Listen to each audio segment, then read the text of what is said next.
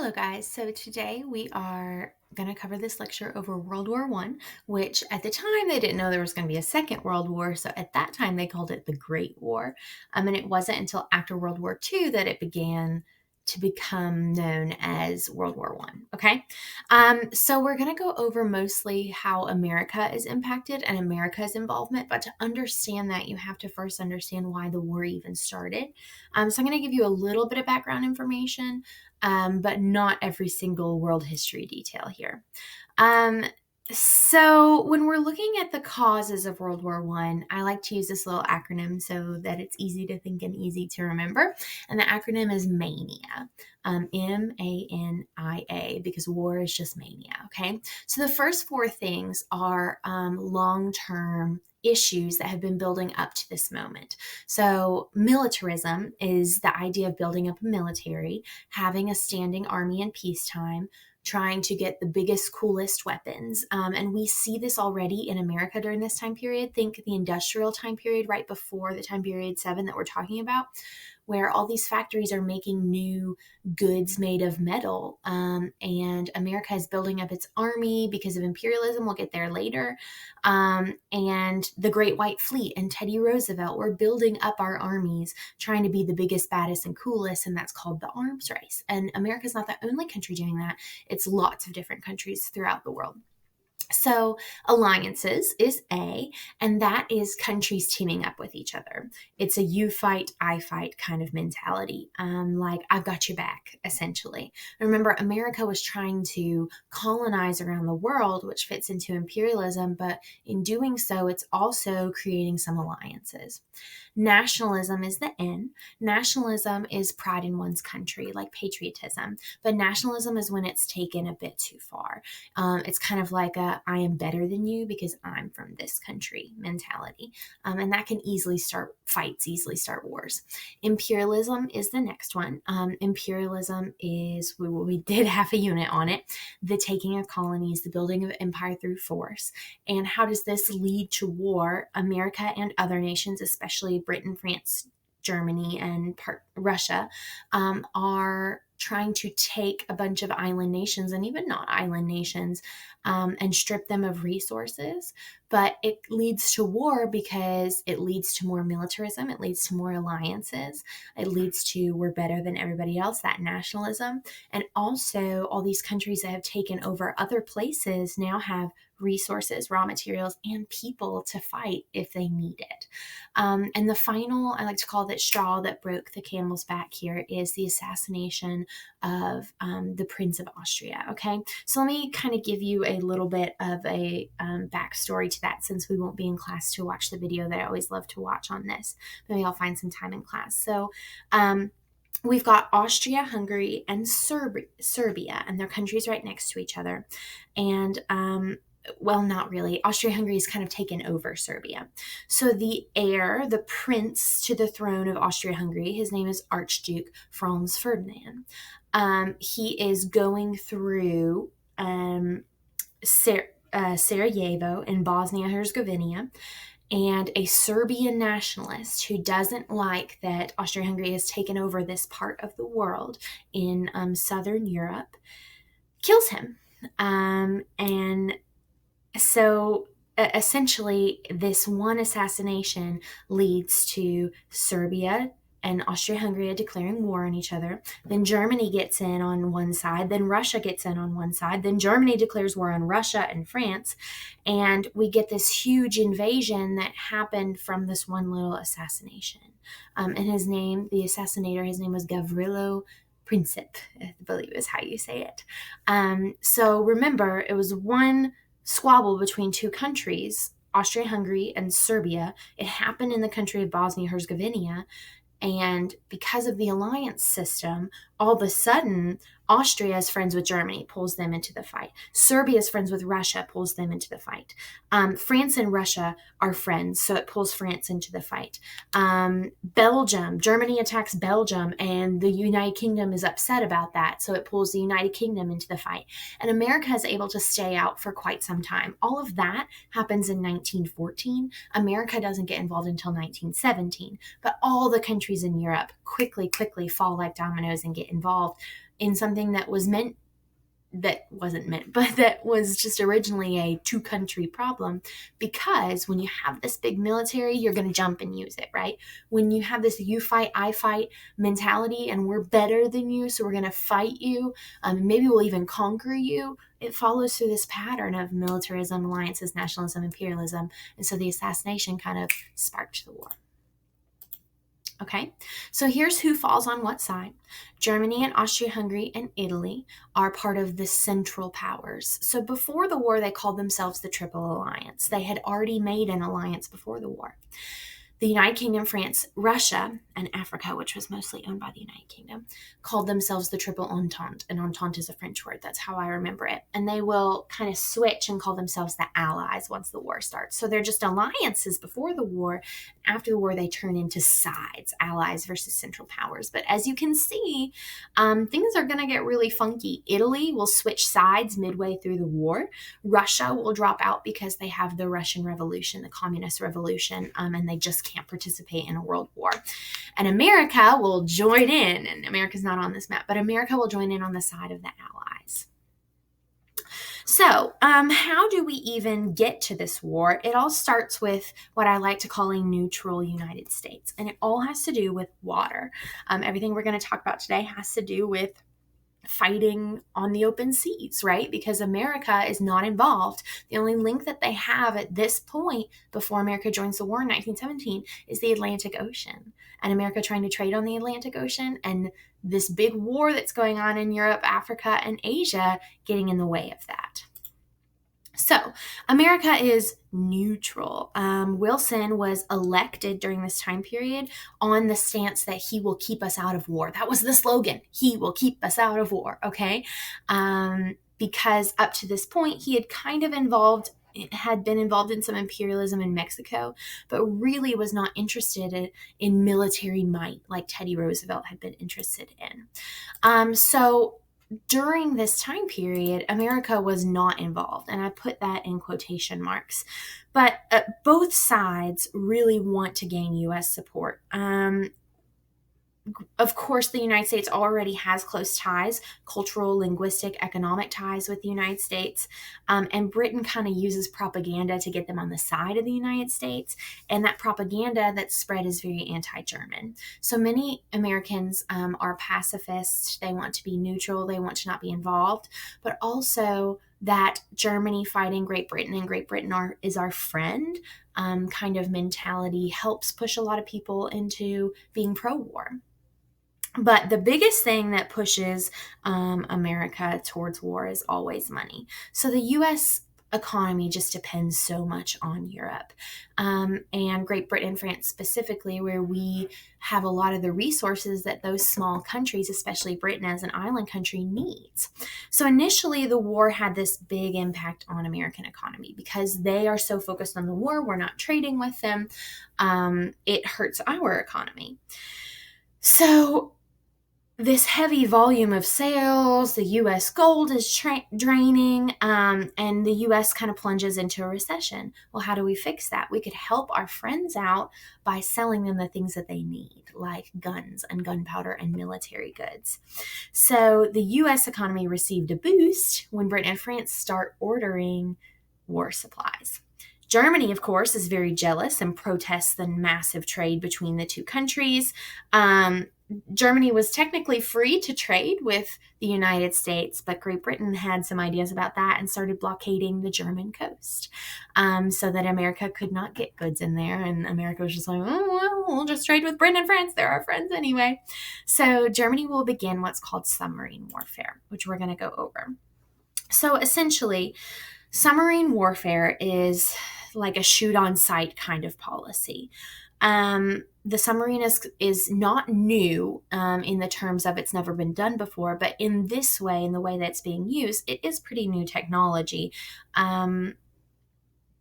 So Germany will, as such, it doesn't really fit into existing laws. It doesn't really fit into old naval laws that the war world just kind of agrees upon. So Germany claims that it will try not to sink neutral ships, only affiliated ships, French and British ships. But they kind of issue this statement saying that this strict accountability can't really be kept up all the time because mistakes happen. So basically saying we will shoot on sight. And German submarines are called U-boats, by the way. So one time that this happens that isn't a direct cause of the war, because it happened long before the war, long before the United States enters the war in May of 1915. But some people point to it and say this is a good example of German warfare. The sinking of the Lusitania. So the Lusitania is a British passenger liner, which we don't have nowadays because we just fly airplanes. Think like a cruise ship, but it's not just to go on a cruise and have fun. It is actually to get you from point A to point B. So it was sunk off the coast of Ireland in 1915, and 1,000, well, almost 2,000 lives are lost, including 130 American lives who were just passengers. So the media that's put out there says, why would you ship a passenger liner? It's just innocent people. What the Germans knew, and everybody like part of the government knew on both sides, was that this passenger liner was also carrying 4,200 cases of small arms ammunition, a fact that the Germans use as justification for sinking. But on the outside, it looks like they just cruelly attacked a passenger liner, people that have nothing to do with the war. And they did have nothing to do with the war. It wasn't their fault that there was ammo hidden in the ship to get to Great Britain.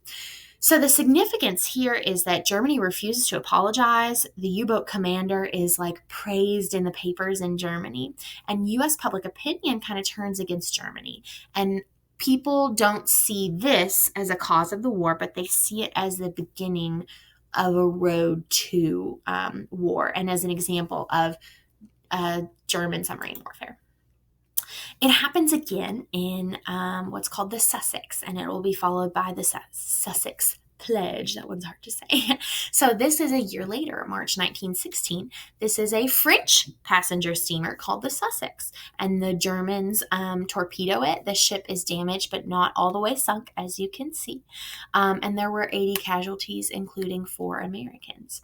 So Wilson informed Germany that unless they stopped sinking merchant ships without warning, he would break diplomatic relations, bring the U.S. ambassador back to the United States. And that's basically a threat to Germany, saying this is a step towards us entering this war, and you don't want that, okay? So Germany responds very reluctantly, basically saying that they won't sink passenger or merchant ships without warning. And the U.S. would have to persuade Britain and France to stop blockading Germany, which was crippling them economically and crippling citizens that had nothing to do with the war because Germany has no other outlets to get supplies. So that was the Sussex Pledge, and it was a promise on both sides. However, even though this is a diplomatic victory and everyone's like, woohoo, Wilson kept us out of war, Germany could easily break that pact, and they did. And that's what leads to our next section of the lecture, which is German warfare and more German aggression. So in 1917, at the beginning of the war, Germany's kind of still upset with the United States. We haven't really delivered on our promise to get our ally, the UK, to stop blockading their coast. Their economy's not doing well. Their people aren't doing well during the war because food supplies that are often brought in via ship are now blockaded. So Germany announces a policy of waging unrestricted submarine warfare. No more warnings, no more promises. We see you, we shoot you. Shoot on sight, okay? All ships would be sunk, regardless of whether you're merchant, passenger, British, France, involved in the war, United States, not involved in the war. So they stopped this Sussex Pledge. They say, you didn't hold up your end, so we're not holding up our end. And the Germans kind of, at this point, wrongfully calculate that it's too late for the United States to enter. So let's just provoke them and shoot anything down because obviously they're helping out their friends and sneaking stuff in. Wilson broke diplomatic relations with Germany, but refused to move forward with war unless a more overt act was taken. Congress wants to arm U.S. merchant ships, and this isolationist, let's stay away and not get involved in war sentiment is slowly waning in the United States, but it's not quite, let's go to war, okay? That will change with the Zimmerman note, okay?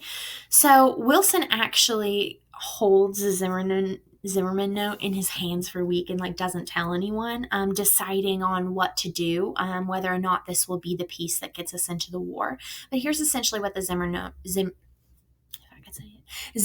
note does, okay? It's an intercepted telegram that British spies intercepted and sent to Wilson, and Wilson actually holds it privately and then releases it. It's printed in U.S. papers. So the German foreign ambassador, George Zimmerman, had secretly proposed an alliance with Mexico. So he lives in the United States.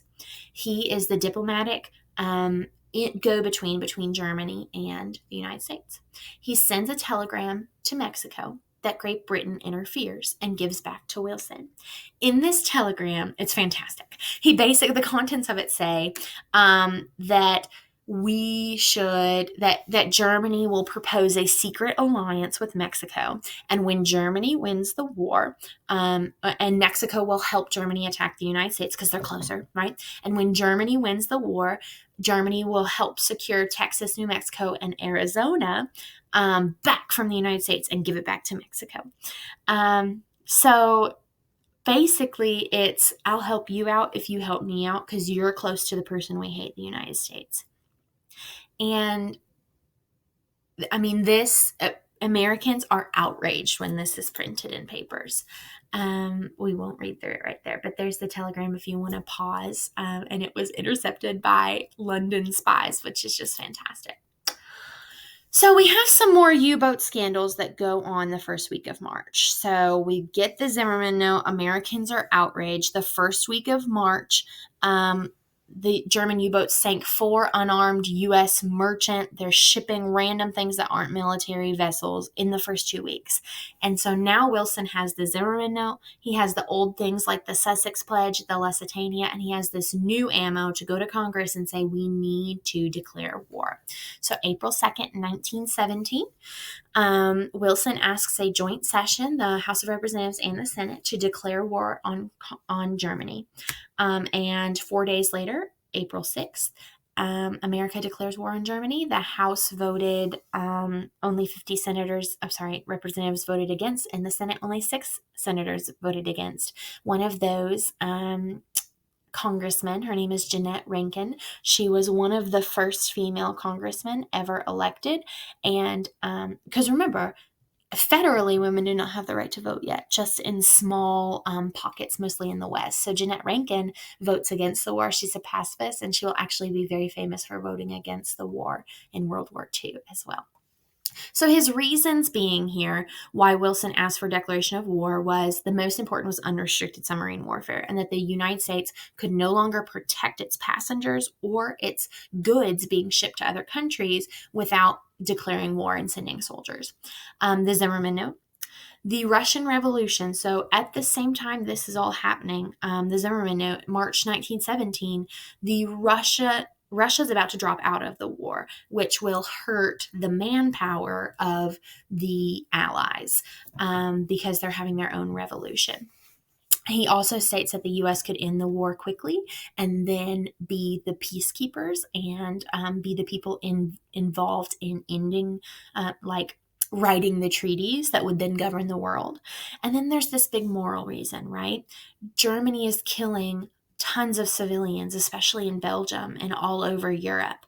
And this harassment of U.S. ships was just not sustainable anymore. And the Germans were seen as violent, especially in propaganda. And so it's kind of like this moral tinge to it as well. So Wilson goes into this war as an idealist. He's a very educated man, and he believes that diplomacy can win wars more so than manpower. So Wilson needed to instill this idealism in the American psyche in order to enter this war, end this war, and get done the world peace goals that he had in his mind this whole time. So his goals are to make the world safe for democracy and a war to end all wars. So the selfish war aims of Europeans is we hate the Germans, we need to be able to ship and all these things. And America, Wilson kind of contrasts those with, we're going to create a better world. We're going to end this war. It's going to be over and never have war again, because we're going to create a world where people get to vote for their leaders, and we won't have these massive uprisings and assassinations anymore. So this altruism, which means like believing in the formation of a perfect world, and preserving morals, which I spelled wrong, sorry about that, is how Wilson wants to approach this war. And this makes the war seem brave and gallant and honorable, like America should be involved, which gets more people on the side of being involved in the war. And these are truly Wilson's goals. But I mean, me, myself, as a realist, kind of a pessimist, I just don't think that you can convince that many people that this is possible. But maybe they didn't think that way, because I'm coming from a perspective where I know where there are 2 world wars and they weren't. They thought this could be it. So we're going to go over the 14 points in class, but basically in January of 1918, we have been involved in the war for quite some time. And Wilson gives this big famous speech called the 14 Points Speech to Congress. And it made Wilson kind of look even more moral and the leader of the Allied cause. It inspired the Allies to push harder in the war. It made them think we're almost to the end.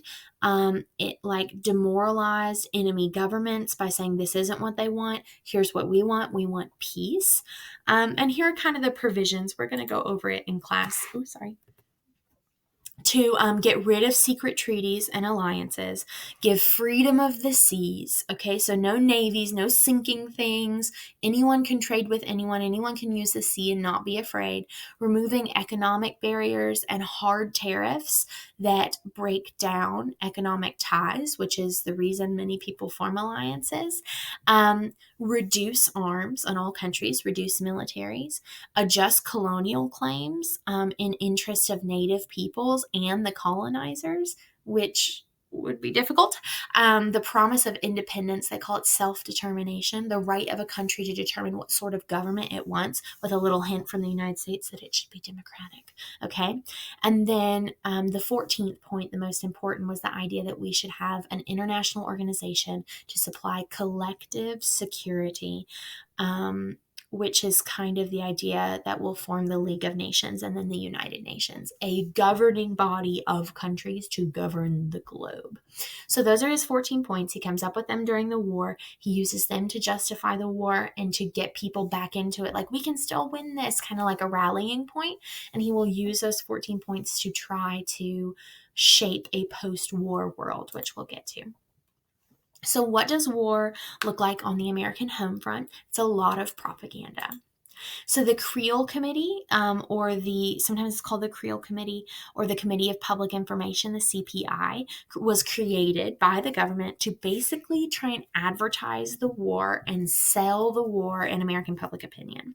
It included censorship of the press, voluntary censorship of the press, right? Information sent to newspapers, and newspapers are like, yeah, I'll print this, sure. Okay. It produced millions of posters and pamphlets and speeches and movies and shorts and flyers. And lots of anti-German things as well. It set up voluntary, like, pledges you would sign. They're called Liberty Leagues. Sometimes it encouraged, like, not outright, but kind of in a secret way, members to spy on their German neighbors and report any suspicious actions.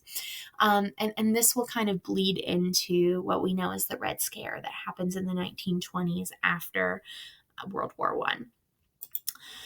So there's this huge, thanks to the Creel Committee, this anti-German fervor that kind of starts during this time period. Anti-foreignism is not new in America. Nativism is not new, but it's kind of shifting the perspective of we hate immigrants, that anti-foreignism, to we hate German immigrants and German Americans. Some German Americans are actually attacked and their homes are ransacked. That's not widespread, but it did happen. And crazy things, like people got it in their psyche that Germany was so bad they stopped playing Beethoven and Wagner music. German language classes stopped being taught in high schools. Some colleges got rid of books that were written by Germans in their library or German Americans. They got rid of German language and culture majors. And many German Americans lost their jobs or were discriminated against. And so this big fervor spread by propaganda helped fuel the war. The American government also, as they do in all wars, restricted the civil liberties of its citizens. Remember, during the Civil War, Lincoln suspended the writ of habeas corpus, your right to trial by jury, and speedy, and you can't be held in jail unless you're charged, and all these things. The same sort of thing happens during this war, but it's like even worse, okay? So the most serious attack on civil liberties was the Espionage and Sedition Acts, okay? So remember the Alien and Sedition Acts way back then, where foreign immigrants couldn't become citizens for an exorbitant amount of years. The Sedition Act was like you couldn't talk bad against the government. It was John Adams and he hated Thomas Jefferson, that whole bit. The Sedition Act is kind of re-upped in 1918, 2.0 version, okay? So, there are rumors of spying and sabotage. German Americans are being spied on, essentially, and the Espionage Act provides for that. It provided fines and imprisonment for persons who make false statements who would aid the enemy. So you can't print anything bad about the United States government. You can't print anything that would help the Germans. You can't incite any rebellion in the military. And the largest one is you can't obstruct the draft requirement, which we'll get to the draft here in a second. The Sedition Act of 1918 is very similar. It just says that you can't print criticism of the government flag, uniform, the government, and it even included mail exclusion, where pamphlets and flyers could be taken from the mail and burned, thrown away, if it was suspected that they spoke in favor of Germany or against the United States government. And all this kind of comes to a head in the Supreme Court case that you probably studied last year in government called Schenck versus the U.S. I know I'm saying it wrong. No one knows how to say it, okay? So basically, Schenck versus the United States is a stain on American civil liberties history. It is a Supreme Court case that upheld the constitutionality of the Espionage Act. So it basically stated that Congress could limit free speech when words represented a clear and present danger that will bring about evils that Congress has the right to prevent. This is the person, you can't yell fire in a crowded theater. Okay, so that's good, right? We need to restrict civil liberties when things are bad in order to pull Americans together or like if people are put in danger, your free speech can be taken away if someone is in danger, like fire in a crowded room, okay?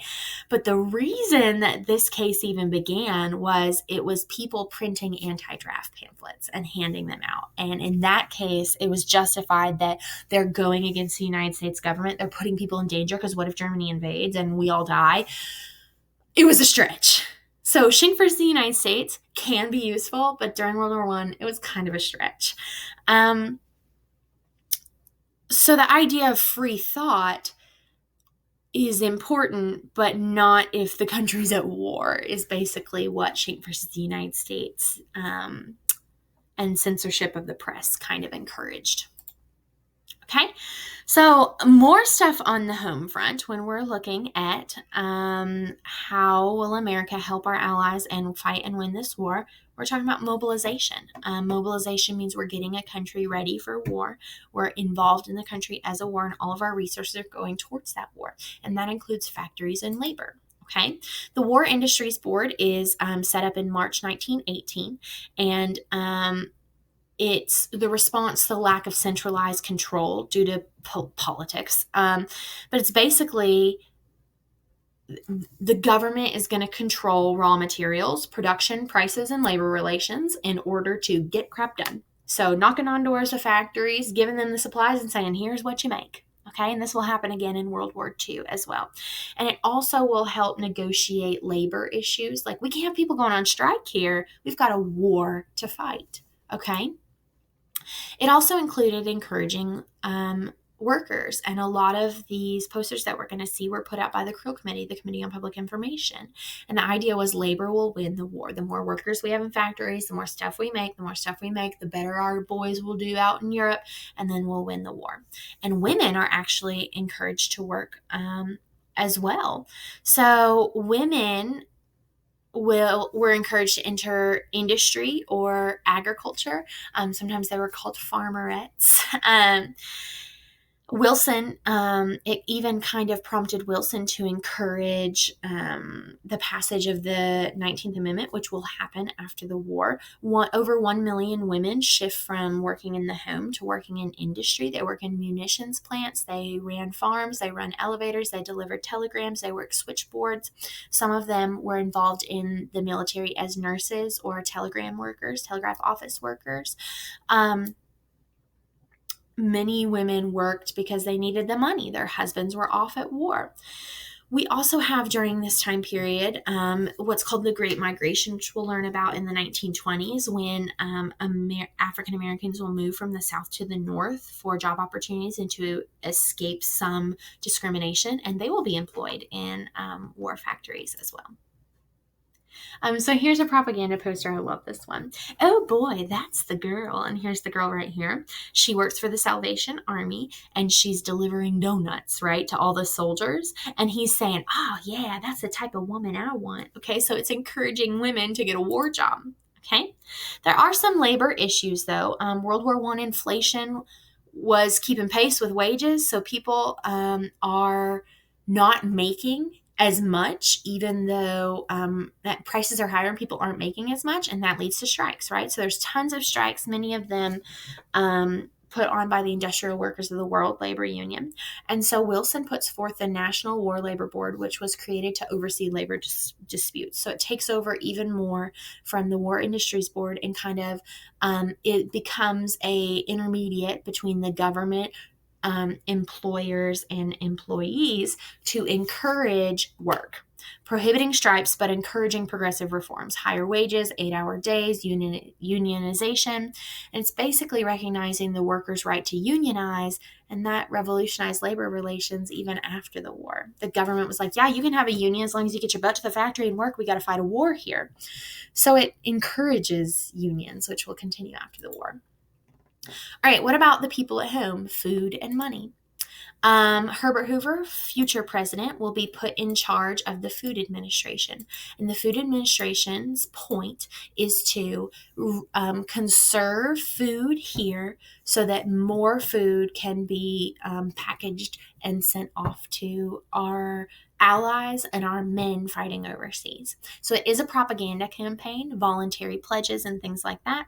But the idea is conserve food, do not have waste, conserve scraps, do not have waste. And it was kind of like put into these cartoons and these shorts and pamphlets and flyers, and at the grocery store the clerk would ask you about it, and it would encourage the conservation of food, like don't eat meat on Mondays. If all Americans can go vegetarian on Mondays, then we'll save a bunch of meat. A bunch of cows that would have been slaughtered for you can now be slaughtered for the boys overseas. Wheatless Wednesdays, try not to eat bread on these days. We need to conserve our wheat and flour and grains for our men overseas. It also had to do with energy conservation. Can you not use your heaters on, not like central air, but like propane gas heaters, those sort of things? Heatless Mondays, lightless Tuesdays, turn off your electricity, gasless Sundays. Those sort of things were encouraged on the local level to try and conserve resources, and it freaking worked, okay? And victory gardens. Victory gardens is the idea, or sometimes called Liberty Gardens, that you at home should grow your own food so you don't have to buy food at the grocery, so we can stop supplying the grocery and start supplying the military, okay? And then the restricting of alcohol. So Congress severely restricted the use of food for manufacturing alcohol. So alcohol is made out of like rye and barley and wheat that could be made into bread that will sustain. But also the government restricted the use of alcohol to send alcohol to the troops too, because that's what they asked for. But this, like, people are happy to kind of give up. That spirit of self-denial helped accelerate this wave of prohibition after World War I, and we'll get to that. It will lead to prohibition. So here is a food pledge card. I promise to conserve. I promise to scrap metal and paper and things like that. Here's a Grow a Victory garden, a Liberty garden pamphlet. Here's some food rules. This would be like posted in the grocery store. Buy it with thought, cook it with care, save what will keep, eat what will spoil, grow your own, just don't waste food. This one has a different approach. It basically says defeat the Kaiser, the German king, and his U-boats. Which will fail first, food or frightfulness? Eat less wheat, and you can defend America. So kind of a different approach there. Okay, another thing an American citizen could do is called a bond drive or a liberty loan. So basically, a bond is a piece of paper that the American government issues out, and they do periods of selling and buying bonds. That's what the job of the Federal Reserve is. So it's a piece of paper that you buy now and give money to the government, and you hold on to that piece of paper, and it appreciates. It grows interest with time.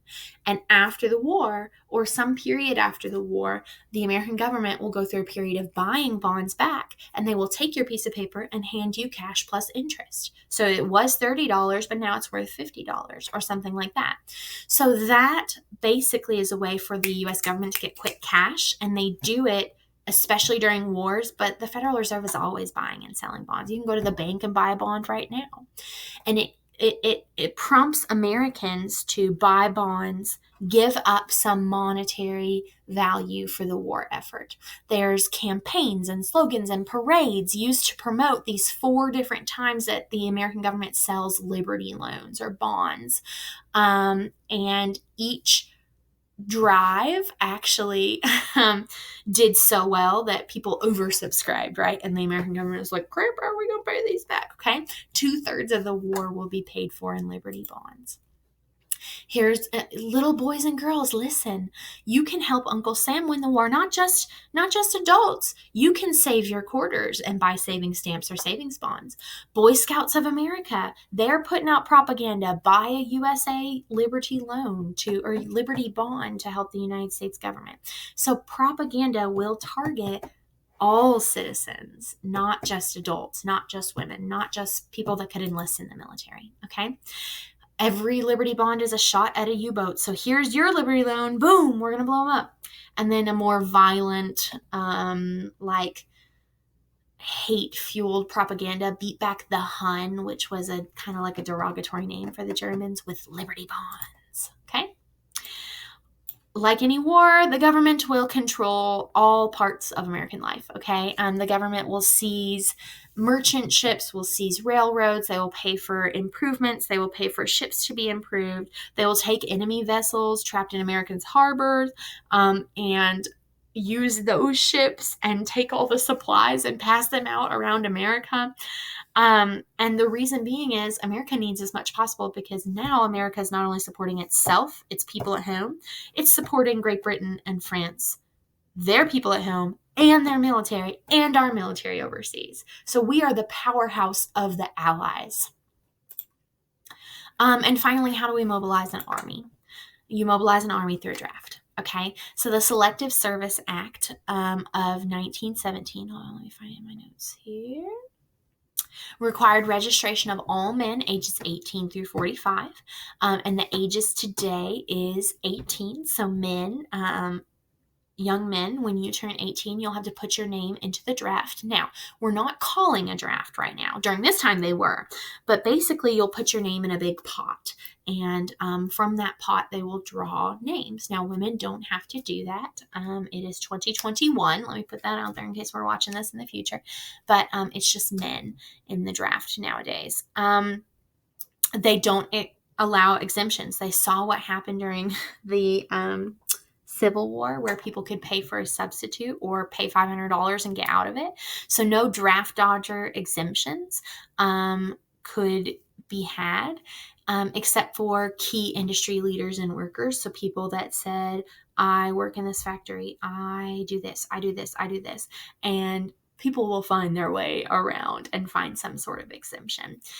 But the result of this is that conscription, that's the fancy word for draft, conscript, was effective. Within months, the Army increased to over 4 million men. A bunch of African Americans will be enlisted, but they're in segregated units. Women will be admitted to the armed forces, but not in combat roles. So 11,000 women joined the Navy, and 280 joined the Marine Corps. But again, they're not combat roles. They're mechanic, telegraph, nurse roles, those sort of things. There weren't race riots like there were during the Civil War. There's no bloodshed. There are people that escaped the draft, about 330,000, and some 4,000 of them were excused and didn't have to pay a fine. Some were prosecuted and have to pay a fine. So what is the military facing? I'm not going to go into the nitty-gritty of world history here because that's just simply not what APUS is all about, but World War I is extremely interesting, and I encourage you to look it up. Read the section in your Henrietta that gives the background information. But Americans are sent in 3 years after the war has already begun.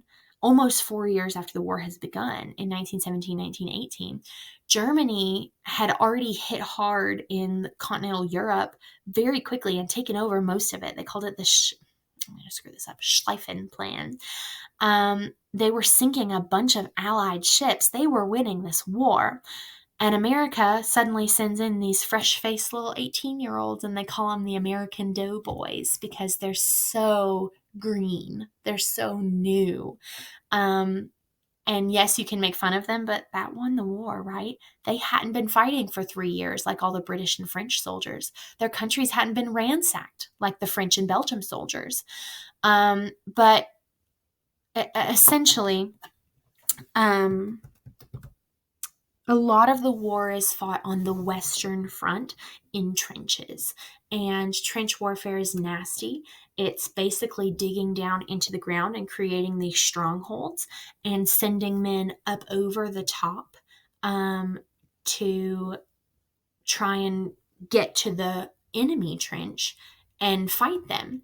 But if you're the only person or the only unit over the top of the trench, then you're basically free game for the enemy trench. And inches are won at a time. This isn't a war that moves around a lot. All the battles happen along those trenches, and those trenches don't move much. And trench warfare is nasty because where do you put your dead when they die? What happens when it rains? Rat infestation, disease infestation. People started getting what's known as trench foot, where their boots would become waterlogged and there was no way to dry them off and your feet just rot in the water. So it was a nasty way to live. It was a nasty way to fight war in that area between American, British, French trenches and German trenches, Central Power and Allied trenches.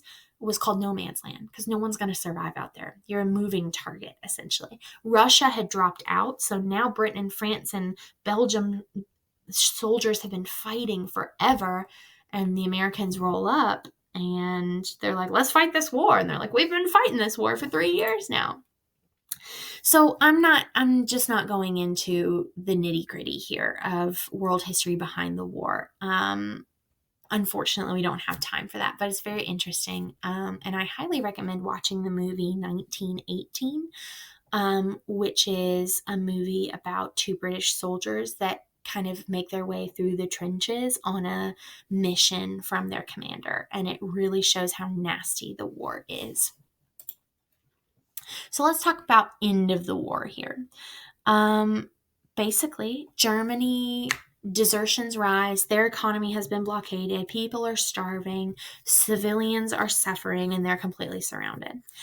So on November 11th, 1918 at 11 a.m., the 11th day, the 11th hour, the 11th month, I did that backwards, the 11th month, the 11th day, the 11th hour, there's an armistice. And an armistice means we're going to stop fighting and we'll negotiate the terms of that stop fighting later. And so Germany basically says we will surrender. At the end of this war, we're seeing massive casualties. Okay, it is a world war. Americans lost about 115,000 men. Countless are wounded. But throughout the entire war, about 10 million soldiers died, not civilians, soldiers. And most of those people were Russian. Russia's war strategy in World War I and World War II is just throw men at the problem. And so millions of Russian soldiers die, followed by German, then Belgium, France, Britain, and the United States is very low on the list of casualties because it just didn't happen on our ground. But then civilians die as well. 20 million suspected civilian casualties result of the war. Many of those are the Russian Revolution, Russian citizens dying, German citizens dying, the Spanish flu that spread during this time period. It was a pandemic, kind of like the pandemic that we're involved in right now. There was an Armenian genocide where Turks just murder 1 million Armenian citizens in the middle of this big war. A bunch of Germans starve because of the blockade around their country. So it's called a world war for a reason, right? Millions of people died that weren't involved in the war, and it impacted every nation on this earth. So at the end of the war, we're going to try and negotiate peace in 1919 after the armistice is signed, and it's called the Paris Peace Conference. So Wilson from the United States, are called the Big Four. Wilson from the United States, David Lloyd George from Britain, George Clemenceau from France, and Vittorio Orlando from Italy come together and they drive the peace conference, but each of them comes with their own agenda, and none of them like Wilson because Wilson wants to forgive Germany and they all hate Germany. And the reason they hate Germany is their countries were ransacked by Germany. Remember, Italy switched over halfway through the war. So here is Wilson. You can tell he's the tallest and they don't like him. So Wilson really had some good ideas, okay? He wanted a world parliament, a world governing collective security kind of idea called the League of Nations. He wanted what's called mandates. Mandates means that the winners of the war don't just get to take the territory of the losers. Victors don't receive conquered territory. Instead, the League of Nations is going to watch over that territory. He wanted collective security where all of us come together and solve problems and protect each other instead of this alliances and then something happens, we all fight each other. And then part of this League of Nations would be there would be permanent members. The biggest countries would be the most involved: the United States, France, Britain, Italy, and Japan. And then others could join. Germany and Russia would have to wait longer to join. Russia needs to figure out its revolution thing, and Germany needs to figure out its whole country before it is invited to the League of Nations. So this is an idea that Wilson wants to bring to the table at the Paris Peace Conference where they write the Treaty of Versailles. So the Treaty of Versailles includes basically it's like peace, peace, peace, Germany surrenders, okay? But there's a clause that will cripple Germany, and it's the biggest part of the treaty. It's Article 231. It's called the War Guilt Clause. It placed sole blame for World War I on Germany and required that they pay what's called war reparations, which means you owe us money because you made us fight a war debt, war reparations to the Allies, $31 billion over 30 years. Germany was forced to accept severe military restrictions, getting rid of their navy and reducing their army to very small levels. They were required to give up their territories, their imperialist colonies, and they weren't allowed to join the League of Nations yet. Part of this article also in the Versailles Treaty said that nations who had previously been conquered by Germany or other nations, specifically Poland, Czechoslovakia, Finland, Latvia, Lithuania, Estonia, and Yugoslavia, should be allowed to have self-determination, determining the government for themselves with a little push from the United States to be a democratic. So the Treaty of Versailles was supposed to, in Wilson's mind, be his 14 points speech, but it ended up only having 4 of those 14 points. Wilson went in wanting to forgive Germany and forge a peace, a world peace. And the 3 other players wanted to punish the crap out of Germany, and that's what got signed at the Treaty of Versailles. Okay? So there's opposition to the treaty here. Wilson comes back and says, we got this awesome treaty, y'all. Congress, how about y'all sign this? Okay? And we've got a senator called Henry Cabot Lodge. Okay? And Senator Lodge, basically, the Republicans, with him as the ringleader, wished to amend the treaty, but really had no real hope of defeating it. They opposed the treaty by saying that it's an infringement of the U.S. role in the Western Hemisphere. We're supposed to be a protector. We're supposed to look over people. And basically, there's too much, this sounds bad, there's too much peace in this. There should be more punishment. So Wilson, his main thing is, Cabot Lodge, his main thing is he's against the League of Nations. He says that's going to pull us into outside influence. That's going to pull us into another world war. We need to just put up our little walls and be like, we are America and we don't do anything. Signing a treaty like this will hurt us. Wilson goes on this speaking tour around the United States in the fall of 1919. He doesn't want the treaty to be modified. He wants to encourage Europe to sign the treaty, the United States to sign the treaty, and he wants the League of Nations to be part of this. So he goes around encouraging it. He appeals to the people. He gets public opinion on his side. But then, as he's going around to all these cities, Republican senators also go to these cities and go around and do an anti-treaty speaking tour, which is hilarious. The treaty was not ratified. The U.S. chooses, Henry Cabot Lodge was unable to get the Senate to try and amend the treaty, and then kind of just said, okay, then screw it, we're not going to sign it. And a bunch of Republicans join up with him, and they don't sign it. So basically, the treaty is not ratified. The United States doesn't join, and the United States has to then sign separate treaties with all of the other nations that were involved in the Central Powers, and the United States doesn't join the League of Nations. So the treaty that Wilson inspired with the 14 points, Wilson helped write. He brings it back to the United States, and the United States doesn't sign it. The League of Nations, the governing body of the world that was Wilson's idea, he puts it together, he gets it going, and the United States refuses to join. Congress refuses to join. And it sets off this period of, no, we are not involved in the rest of the world. And that's called isolationism. Okay?